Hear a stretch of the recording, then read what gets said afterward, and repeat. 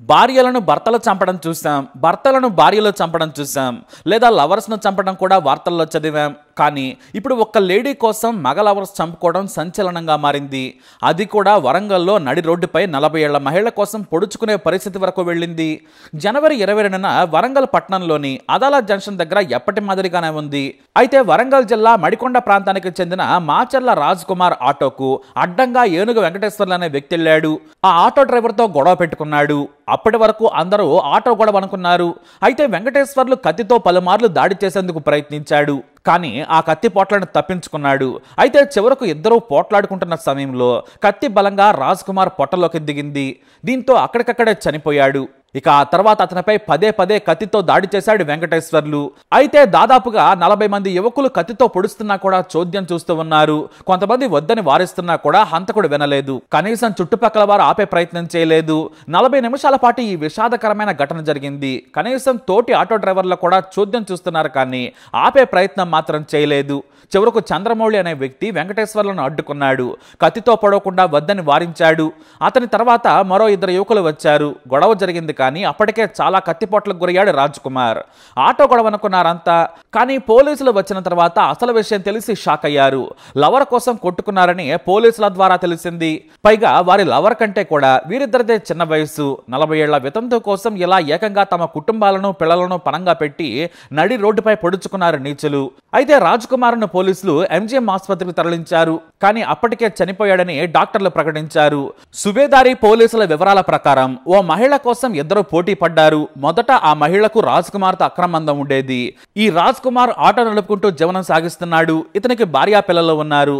సదరు మహిళతో అక్రమ బంధాన్ని కొనసాగిస్తున్నాడు. కానీ మరోసారి ఓ ఆటోలో ప్రయాణించి వస్తున్న సమయంలో ఆమెకు వెంకటేశ్వర్లు కూడా పరిచయం అయ్యాడు. ఆ మహిళ అతనితో కూడా అక్రమందం కొనసాగించింది. రాజ్ కుమార్ ఆమె దగ్గర లేని సమయంలో కొత్త పీరియడ్ని పిలిపించుకునేది. దీంతో ఇద్దరు ఎంజాయ్ చేసేవారు.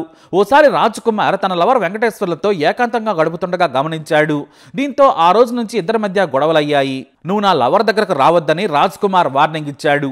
ఆ మాట చెప్పడానికి నువ్వెవరు? నా లవర్ వద్దంటే రాను, నీకు ఇష్టం లేకుంటే నువ్వే మానే, కానీ నేనామని వదిలిపెట్టనన్నాడు వెంకటేశ్వర్లు. దీంతో తన ప్రియురాలతో కూడా గొడవ పెట్టుకున్నాడు రాజ్ కుమార్. కానీ ఆ మహిళ ఇద్దరితోనూ వ్యవహారం నడిపింది. ఎవరికి వీలున్నప్పుడు వాళ్ళు వచ్చి ఎంజాయ్ చేసి వెళ్లేవారు. ఇటు సదరు మహిళ కూడా నువ్వంటేనే నాకు ఇష్టమని బంచిక్ బమ్ మాట్లాడింది. ఇక వీరిద్దరూ కూడా ఆవిడ కోసం తమ కోసం రోజు ఇంటి దగ్గర ఎదురు చూసే బంగారం లాంటి పిల్లలను కూడా మరిచిపోయారు. ప్రతిరోజు రాజ్ కుమార్ ఫోన్ చేసి వార్నింగ్లు ఇచ్చేవాడు. దీంతో ఆ వేధింపులు తట్టుకోలేకపోయాడు. 6 నెలలుగా ఫోన్లో గొడవ పడేవారు.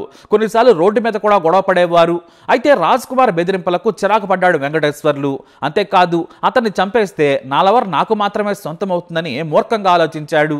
ఎందుకంటే రాజ్ కుమార్ కూడా అలానే ఆలోచించాడు కాబట్టి.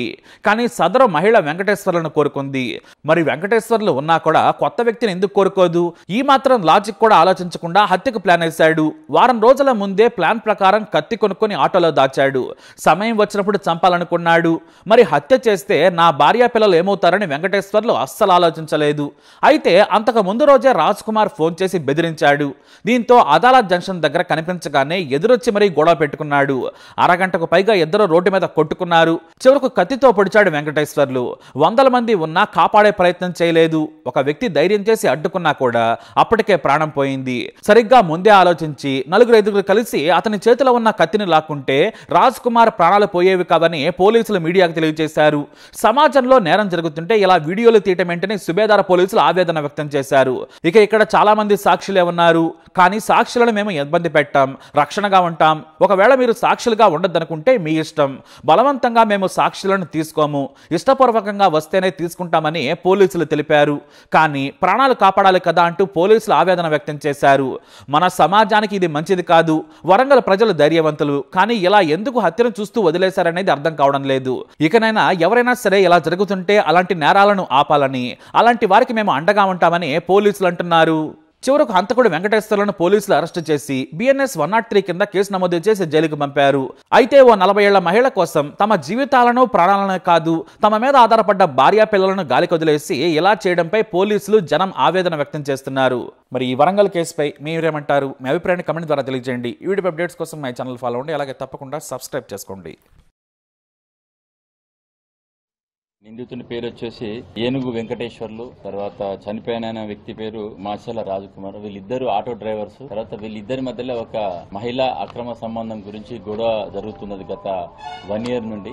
దానిలో భాగంగా ఒకరికొకరికి ఇంత ముందుకు ఒక 3-4 టైమ్స్ చిన్న చిన్న డిస్కషన్స్ కూడా జరిగినాయి. ఈ నిందితుడు వెంకటేశ్వర్లు అన్నట్టు ఆయన ప్లాన్ ప్రకారం గొడవ దిగిన క్రమంలో ఆటోల నుండి కత్తి తీసి అతన్ని అక్కడికక్కడికి ఒక పొడిచి చంపడం జరిగింది. అతన్ని ఇమీడియట్ గా హాస్పిటల్ షిఫ్ట్ చేసినా కూడా అతను బతకలేకపోయాడు.